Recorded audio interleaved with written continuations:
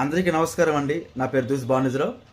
2018లో outsourcing వ్యవస్థ అనే జేఏసీని మనం స్థాపించింది మనమే మొట్టమొదటిసారిగా. Contract and outsourcing association, JAC కాదు అసోసియేషన్గా ఇప్పుడు కొన్ని రకాల సంఘాలు వచ్చున్నాయి. అవుట్సోర్సింగ్ వ్యవస్థలోని చిన్న చిన్న సంఘాలు కూడా కొత్తగా అసోసియేషన్గా వస్తున్నారు. కానీ కొన్ని సంఘాల సమూహంగా పెట్టే జేఏసీగా ఎవరు చేయలేకపోతున్నారు. చూస్తే అప్పట్లో 2018లో మనం సాధించిన కనీసం ఒక 3 జీవోలు ఉన్నాయి. ప్రభుత్వాన్ని ఎదిరించి మనకి మాట్లాడగలిగాం. ప్రభుత్వం ద్వారా రావాల్సిన రాయితీలు తీసుకున్నాం. కనీసం ఒక చిన్న ఇష్యూస్ని చేసాం. మహాధర్నాలు కానివ్వండి, పోస్ట్ కార్డు ఉద్యమాలు కానివ్వండి, రకరకాలైన మీడియా ముందుకు రావడం కానీ, డిబేట్లో కానీ పాల్గొనడం కానీ చాలా చేసాం. ఇవన్నీ కూడా ఒకప్పుడు నేనున్నప్పుడు జరిగాయి.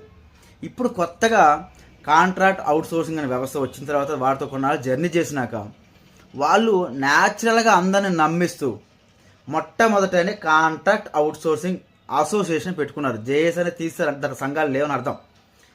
పెట్టుకున్నాక చూడగానే ఫస్ట్ ఎవరికైనా ఏమనిపిస్తుంది, గవర్నమెంట్కి కానీ ఉద్యోగస్తులకు కానీ ఎవరికైనా కాంట్రాక్ట్ కాంట్రాక్ట్ అని మైండ్లో పడిపోయిన తర్వాత ఫస్ట్ ఎంతమంది వచ్చినా ఫస్ట్ తెలుసుకోవాల్సిందే కాంట్రాక్టర్ వ్యవస్థలో ఉన్నది 50,000 పైచీలకు అనుకుంటారు. కానీ 50,000 పైచీలకు లోపలే.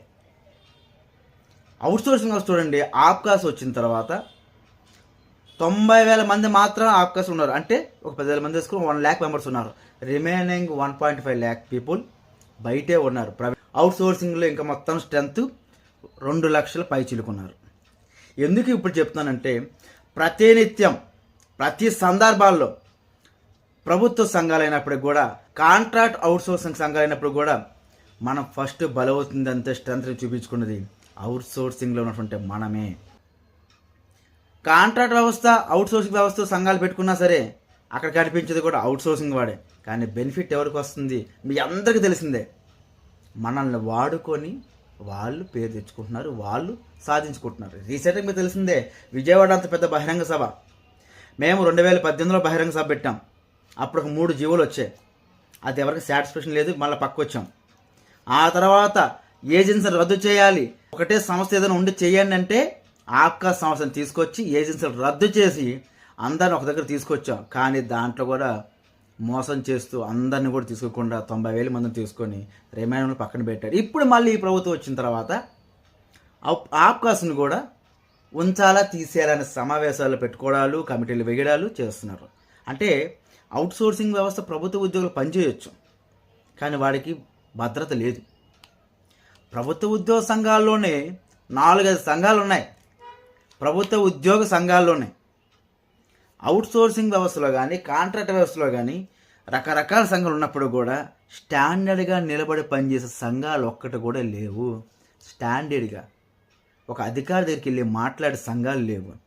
నేను ఒక ఆయనతో పనిచేశాను. ఆయన కాంట్రాక్ట్ అవుట్సోర్సింగ్ పెట్టుకుంటాడు, కానీ ఆ పర్సన్ కాంట్రాక్ట్ అనే దగ్గరే ఒక కాంట్రాక్ట్ వ్యక్తి కూడా రాడు. ఒక కాంట్రాక్ట్ వ్యక్తి రాడు, ఒక సంఘం లేదు ఆయన దగ్గర. ఇంకొకటి, ఆయన కాంట్రాక్ట్ అవుట్సోర్సింగ్ అసోసియేషన్ పెట్టుకున్నప్పటికి కూడా ఆయన దాంట్లో బేసిక్గా ఒక సంఘంలో ప్రెసిడెంట్ కానీ, జనరల్ సెక్రటరీ, ట్రెజరరు, కింద మిగతా సభ్యులు ఉంటారు. అసలు అక్కడ ట్రెజరర్ ఎవరో తెలియదు, చైర్మన్ ఎవరో తెలియదు. ఎందుకంటే నేను ఈ మాట చెప్తుంటే ఆయన చైర్మన్గా చలామవుతున్నా ఆయన తెలియకుండా ఆయనకున్న జనరల్ సెక్రటరీ నేను చైర్మన్ చెప్పుకుంటాడు. ఆ జనరల్ సెక్రటరీ ఎవరు ఉన్నారో తెలియదు. అంటే వాళ్ళ వ్యవస్థలో వాళ్ళకి ఒక స్టేట్ బాడీ అనేది కరెక్ట్ లేదు. వాళ్ళు పనులు చేయరు, ఒక మినిస్టర్ దగ్గరికి వెళ్ళి కలవలేరు. ఫోటో ఫోజులు ఇచ్చుకొని మాత్రం ఒక ఆయన వస్తాడు, దర్జాగా ఫోటో ఫోజులు పెట్టుకొని ప్రభుత్వ సంఘాల స్కీమ్లన్నీ పైన పెట్టుకొని మనది ఒక లాస్ట్లో ఒక చిన్న ముక్కబడి అది చూపిస్తారు. రెండోది, ముఖ్యంగా కాంట్రాక్ట్ వ్యవస్థ అని ఒక పేరు పెట్టుకున్నటువంటి ఒక పర్సన్ ఈరోజు గుంటూరులో సమావేశం నిర్వహిస్తున్నారు. ఈ గుంటూరు ముందు అయ్యా నువ్వు నీ స్టేట్ బాడీని డెవలప్ చేసుకో, నీ దగ్గర సంఘాలు నిలబెట్టుకో. సంఘాలు లేవు. ఎవడు స్టేట్ నాయకుడు తెలియదు నీకు, ఎవడు జిల్లా నాయకుడు నీకు తెలియదు, జిల్లాలో ఎవరెవరు ఉన్నారో తెలియదు నీకు, జిల్లాలో ఎంత స్ట్రెంత్ ఉన్నదో తెలియదు మీకు. అయ్యా, అవుట్సోర్సింగ్ ఉద్యోగస్తుడు నీతో పాటు సమానంగా పనిచేస్తున్న వాడికి సమాన పని వేతనం అనే దాని గురించి ఎక్కడ ఏ నాయకుడు మాట్లాడరు. ఓ 2-3 రోజులు మాట్లాడతారు, మళ్ళీ గాలికే. సుప్రీంకోర్టు తీర్పే కదా అది. అవుట్సోర్సింగ్ పర్మనెంట్ చేయడానికి లేదన్నావు, అవుట్సోర్సింగ్ పర్మనెంట్ చేయకపోవడం లేకపోయినా వాడికి సమాన పనికి సమాన వేతనం అనేది ఉంది కదా. అది ఇచ్చింది కోర్టు తీర్పు, అది చెయ్యరా? ఎందుకు చేయరు? నీతో పాటు వచ్చే డ్రైవరు పొద్దున్న లేసి నీతో పాటు ఉంటాడు, నీతో పాటు ఆఫీస్లో పనిచేసే కంప్యూటర్ ఆపరేటర్ నీతో పాటే ఉంటాడు, ఆ అటెండర్ నీతో పాటే పనిచేస్తాడు. 10-15 ఏళ్ళు అలా పనిచేసే వాళ్ళు, 10-15 ఏళ్ళ కంటే ఎక్కువ రోజులు పనిచేసే వాళ్ళు చాలామంది ఉన్నారు. అలాంటి వాళ్ళందరూ కూడా జెన్యూన్గా వచ్చేవాళ్ళు ఉన్నారు. 6,000 రూపాయల నుంచి స్టార్ట్ అయినటువంటి వ్యక్తులు ఉన్నారు. 6,000 రూపాయల నుంచి స్టార్ట్ అయ్యి ఇప్పుడు 12,000, 15,000, 21,000 వచ్చింది. అవుట్ సోర్సింగ్ వాడికి ఎక్కడ కూడా అన్యాయం జరుగుతుంది కాబట్టి న్యాయం జరగట్లేదు. కాంట్రాక్ట్ వ్యవస్థ అయితే ఎప్పుడైతే మనల్ని డామినేట్ చేస్తూ అవుట్ సోర్సింగ్ తొక్కేస్తుందో అప్పటి నుంచి మనం ఇలాగ ఉన్నాం. అయ్యా, కాంట్రాక్ట్ వ్యవస్థలో ఉంటే నాయకులు అని చెప్పుకుని తిరిగే మాటల రాని నాయకులు, చేత కాని నాయకులని మీరు మీ కాంట్రాక్ట్ మీరు చూసుకోండి అయ్యా. అవుట్ సోర్సింగ్ వస్తుంది మీకెందుకు? నీ దగ్గర ఎవరైనా అవుట్ సోర్సింగ్ ఉంటే వాడికి న్యాయం చేయి. ఒక విషయాన్ని స్టేట్ లెవెల్ జరుగుతున్నప్పుడు వాడికి కూడా ఎక్స్ప్లెయిన్ చేయి. నీ కాడ ఒక రాష్ట్ర నాయక సంఘం ఉందంటే ఎవరో ఎక్స్ప్లెయిన్ చేయి. నీకు ఎన్ని సంఘాలు ఉన్నా న్యాయంగా ఓపెన్ చేయి. అది చెయ్యరు. ఇంకో గొప్ప విషయం ఏంటంటే వాడి దగ్గర ఉన్నటువంటి సంఘంలో ఉన్న వాళ్ళకి గ్రూపుల్లో పర్మిషన్లు ఉండవు. ఒక్కడే అడ్మిన్ పెట్టుకుని కూర్చుంటాడు. వాడంటే కింద స్థాయిలో ఇంకేం మెసేజ్ పెట్టాలి? కనీసం వాళ్ళ చైర్మన్ పెట్టిన తర్వాత వాళ్ళ జనరల్ సెక్రటరీకి కానీ వాళ్ళ ట్రెజరర్కి కానీ వాళ్ళ ఉండే స్టేట్ బాడీకి ఎవరికి అడ్మిన్లు ఉండవు. అంటే వీళ్ళపైన ఆయనకి ఎంత నమ్మకం, ఆయనపైన చూడు ఇతను ఏం పెట్టేస్తాడని ఆయన బ్లాక్ చేసి పెడతాడు, అతను ఏం చేసి బ్లాక్ చేస్తాడు. ఇదేమన్నా రాజకీయ పార్టీయా? అవుట్ సోర్సింగ్ కూడా కావాల్సి చిన్న అడుగుతాడు.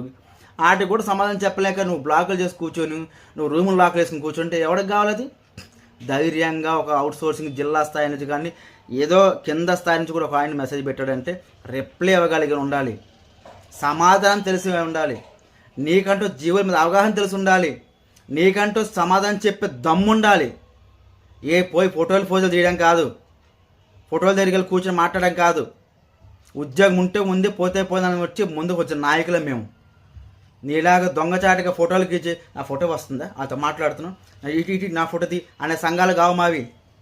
తొడకొట్టు చెప్తాం, జబ్బలు కొట్టు చెప్తాం, కబాడ్దార్ అనే నాయకత్వం కాదు మాది. బుర్ర పెట్టి జీవో ఏంటి, దానికి ఏ రకంగా మార్చాలి, దానికి ఏం చేయాలి, ఆప్కాస్ వచ్చిన తర్వాత దానికి తీసేస్తాను దానికి ఏం చేయాలి, ఒక హెచ్ఆర్ పాలసీ వచ్చిన దానికి ఏం చేయాలి, ఒక 10 మంది కూర్చొని మాట్లాడుకుంటూ దానికి కొంచెం డ్రాఫ్ట్ తయారు చేసి పెట్టిన సంఘాలు మావి. రేపొద్దున మేము చూడబోతున్నారు కదా, రానున్న రోజుల్లో ఆప్కాస్ వ్యవస్థను తీసేస్తే ఏం చేయాలి, ఉంచినాక మనం ఏం చేయాలి, అసలు అవుట్ సోర్సింగ్లో గవర్నమెంట్ ఎంప్లాయీస్ కంటే అవుట్ సోర్సింగ్ వ్యవస్థ చాలా పెద్దదిగా రేపొద్దున విశ్వాసం పెరగబోతుంది. వీళ్ళకి ఏం బెనిఫిట్ ఇస్తారనేది మనం చూడాలి. ఒక ఆటో డ్రైవర్ అసోసియేషన్ కలుస్తారు సీఎం గారిని, ఒక లారీ డ్రైవర్ అసోసియేషన్ కలుస్తారు, ఒక పూల వ్యాపార సంఘాలు కలుస్తారు, ఒక కూరగాయల వ్యాపారం ఉన్న సంఘాలు కలుస్తారు. అవుట్ సోర్సింగ్ వ్యవస్థ సంఘాలు ఎక్కడైనా సరే ప్రభుత్వం వాళ్ళు పిలవరు. ఏమనంటే కొన్ని సంఘాలు మేము తీసుకెళ్తున్నాం రా అని చెప్పి నువ్వు మాట్లాడతావు, కానీ అవుట్ సోర్సింగ్ నువ్వు ఎక్కడ మాట్లాడిపిస్తావు? ఫోటో ఇచ్చేటప్పుడు క్యాలెండర్ ఆవిష్కరణ దగ్గర కూర్చోబెట్టి అవుట్ సోర్సింగ్ అన్నట్టు ఫోటో తీస్తే వీడియోలో గ్రూప్లో పెట్టుకొని నేను సీఎంని కలిశానని ఏం చెప్పినట్లు లెక్క. కడుపు మాడి రేపొద్దున రాకపోతారు రోడ్డుకి అడగండి. కడుపు మాడి రేపొద్దున రోడ్డు మీకు ఎక్కపోతే అవుట్ సోర్సింగ్ అడగండి. అయ్యా నమస్కారం, మీకు మీ కాంట్రాక్టర్ నమస్కారం. కాంట్రాక్టర్ తప్పు పట్టట్లే కానీ కాంట్రాక్టర్ వ్యవస్థలను అడ్డు పెట్టుకొని అవుట్ సోర్సింగ్ అడ్డు పెట్టుకొని మీరు అవుట్ సోర్సింగ్ చేయకండి. దయచేసి అవుట్ సోర్సింగ్ చేసే పక్షాన మేము కాంట్రాక్టర్ అవుట్ సోర్సింగ్ సంఘాలకి మీటింగ్లకి మేము రాం. మేమే కాదు, నాతో పాటు ఉన్న సంఘాలు ఏవి కూడా రావు. ఇక నుంచి కాంట్రాక్ట్ వ్యవస్థలో పనిచేసే అవుట్ సోర్సింగ్ వ్యవస్థలో ఉన్నటువంటి మేమెవరం కూడా కాంట్రాక్ట్ సంఘాలకి దూరం.